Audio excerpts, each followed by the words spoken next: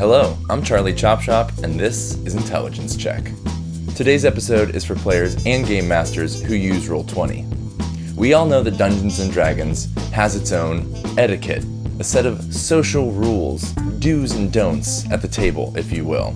Well, online play is no different, except now that Dungeons & Dragons has entered the information age.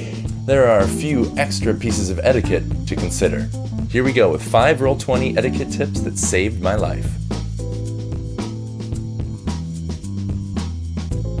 Number 1 is headphones. A good pair of headphones when playing on Roll20 is key. I'll keep mentioning how communication is king when playing online. While being able to hear everyone clearly without feedback coming into your mic is a very, very important part of playing on Roll20. Earbuds will work, but closed headphones are better. Absolutely never play with your speakers on. Speakers are a no-no. They can cause a feedback loop in your microphone, often causing static or just general interference in your voice communications. Number 2, just like your headphones, you want a decent microphone. Your voice coming through clearly in Discord chat or Roll20 chat is extremely important to making the game flow well. Gaming headsets like Turtle Beach and other brands do work, but in my experience do not work as well as a microphone like a podcaster would use. That being said, you can get these microphones for as cheap as $30 on Amazon. I recommend this Fifine microphone that I've bought for many of my players over time.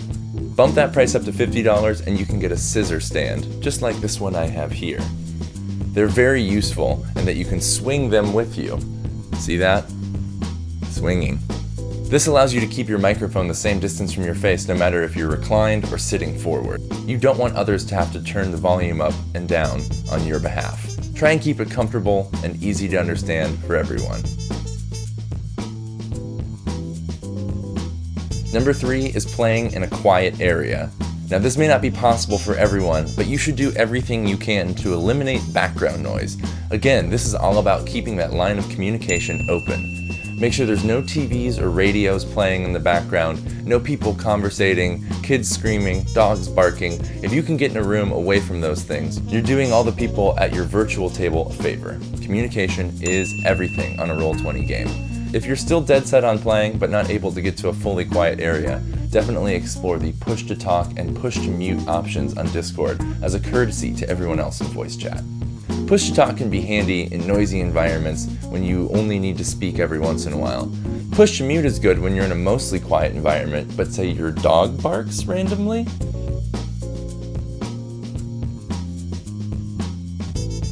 Number 4 is to play on a PC. Now I know not everyone loves hearing that, but unfortunately Roll20's mobile app is just not up to snuff for playing online yet. You need a machine capable of running Discord voice chat and Roll20 in your browser efficiently. Even a cheap office PC is capable of running something like this, but an iPad or a phone is unfortunately not capable enough to participate in a Roll20 game. This might be a bummer for some of you who are trying to get games on your iPad. Maybe check out your local gaming store and play in person until you're able to upgrade your PC. Number 5 is the most important etiquette rule of playing role-playing games on Roll20.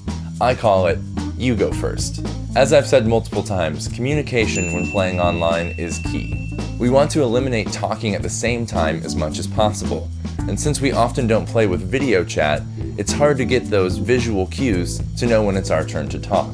That's where you go first comes in. Anytime 2 players begin talking at the same time, the accepted etiquette is for both players to stop talking.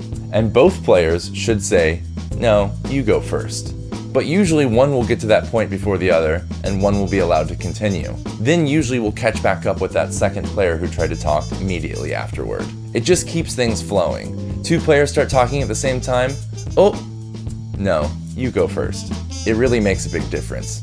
Another thing you'll notice is experienced Roll20 players leave longer pauses before and after their sentences and after their roleplay.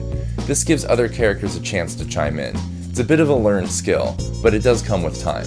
While other players have the spotlight, you can use the Roll20 chat to unobtrusively have side conversations or emote with your character. However, don't become too reliant on text chat. You're still here to roleplay your character, and if everyone else is playing on voice chat, it's only fair that you do too. Well, there you have it, my top 5 Roll20 etiquette tips. Please hit the subscribe button if you like this video and would like to see more episodes of Intelligence Check. Stay cool and game on.